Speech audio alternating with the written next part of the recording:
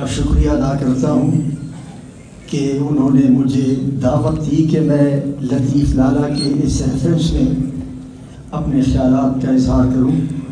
میں دیکھ رہا ہوں کہ اس تعزیتی ریفرنس میں تمام سیاسی جماعتوں کے، تمام طبقات فکر سے، تمام مکاتب فکر سے بڑے جید اور نامور مہمانان یہاں موجود ہیں۔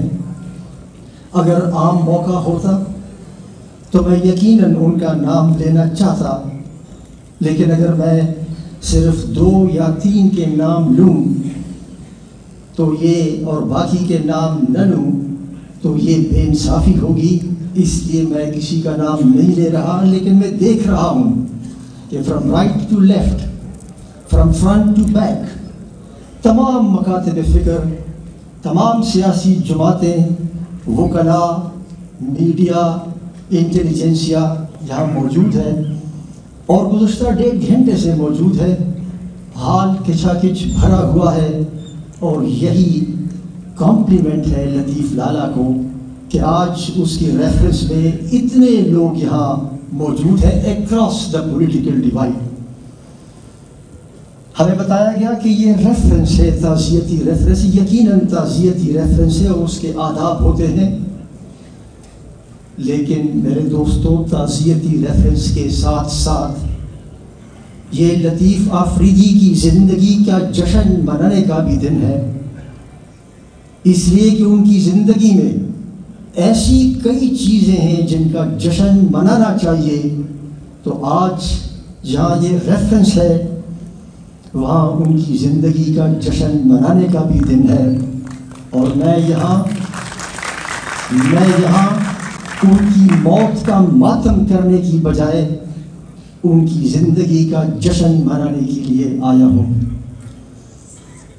ہم نے دیکھا اور کہا گیا ہے کہ لطیف آفریدی تقریباً 80 سال تک زندہ رہے۔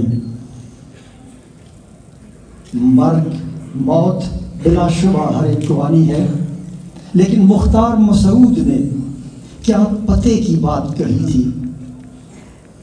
اس نے کہا تھا کہ یہ مت دیکھو کہ کوئی کتنے سال زندہ رہا، یہ مت دیکھو کہ کوئی کتنے سال زندہ رہا، یہ دیکھو کہ ان سالوں میں کتنی زندگی تھی۔ اگر اس معیار پر پرکھا جائے تو لطیف آفریدی کے 80 سالوں کے ہر سال میں 80 سال کی زندگی تھی، اور یہی وجہ ہے that we have to celebrate his life، کہ اس کی زندگی کے ہر سال میں 80 سالوں کی زندگی تھی۔ خدا نے ہر شخص کو جذبہ بھی دیا ہوتا ہے، امنگ بھی دی ہوتی ہے، لیکن فرق ہوتا ہے۔ ایک جذبہ اور یہ امنگ ڈیپینڈ کرتا ہے ہر شخص کے اوپر۔ کسی کو جذبہ ملتا ہے تو ایک لمحے کے لیے اس میں جذبہ آتا ہے، اور کسی میں جذبہ ایک عصر تک قائم رہتا ہے، ایک زمانے تک قائم رہتا ہے۔ اور یہ امنگ اور جذبہ جو ہے اس کی اپنی گہرائی بھی ہوتی ہے۔ بعض اوقات بعض لوگوں میں اس کی گہرائی صرف ایک قطرہ ہوتی ہے، اور بعض لوگوں کو خدا نے اس کی گہرائی قلزم کی مانند دی ہوتی ہے۔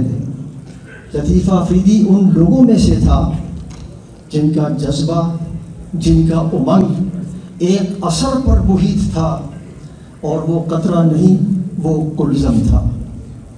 میری لطیف آفریدی کے ساتھ بہت ہی پرانی دوستی تھی۔ میں اس کو اپنا سایہ سمجھتا تھا۔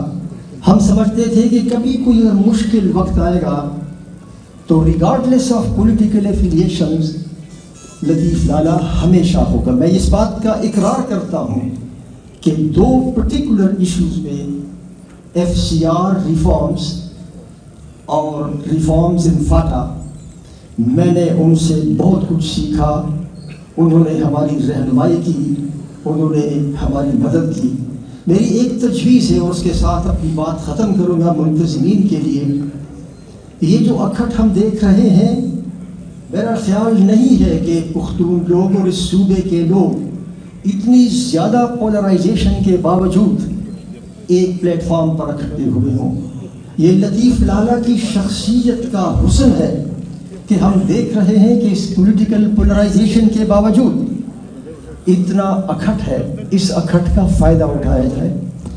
और वो इशूज़ जो लतीफ़ लाला ने उठाए थे, बिलखुसूस पख्तून सरजमीन पर जो जंग मुसल्लत की गई है, उन इशूज़ पर इन तमाम पुख्तूनों को, इस सूबे के तमाम लोगों को इकट्ठा किया जाए। और मैं गुजारिश करूँगा कि वक्त आ गया है कि यही मुंतज़िमीन जो है एक इंटरनेशनल कॉन्फ्रेंस करें पेशावर में, शायद इसी हाल में या इससे बड़े हाल में, और इस जंग जो हो रही है, जो हमारी सरजमीन पर जंग मुसल्लत की जा रही है, उस जंग का तिया पांचा खोल दें और बता दें कि ये कौन लोग हैं जो इन दहशत गर्दों के साथ फैज़ पाने वाले गुफ्तगू कर रहे हैं, और हम और आप और गरीब अवाम वो आग में जल रहे हैं। इस एक मौजू पर गुफ्तगू होनी चाहिए बैनुल अक़वामी कॉन्फ्रेंस में कि वो कौन फैज़याब लोग हैं जो दहशत गर्दों के साथ बातचीत कर रहे हैं, और वो कौन बदनसीब हैं और उनको क्यों बदनसीब बनाया गया है कि वो जल रहे हैं इस आग में। मैं आप सबका बहुत शुक्रगुजार हूँ। बातें तो बड़ी हो सकती हैं लेकिन वक्त की कमी है। I want to thank you everyone and particularly the